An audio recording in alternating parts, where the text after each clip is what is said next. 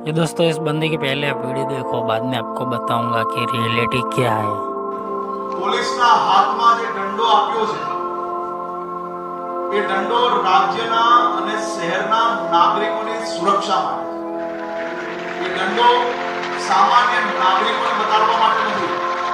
એ દંડો આ શહેરમાં જો કોઈ બી વ્યક્તિ પોતાની જાતને નાના સમજતા હોય અને મારા શહેરના સામાન્ય નાગરિકોને જો હેરાન પરેશાન કરતા હોય તો એ દંડો એવા લોકોની સામે મજબૂતાઈથી ઉપયોગ થવો જોઈએ જેથી બીજી વાર।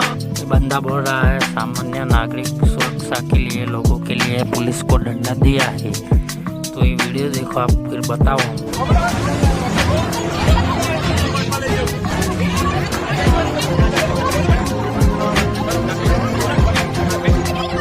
इस वीडियो में आपको कौन सी सुरक्षा देखने को मिली वो बताओ।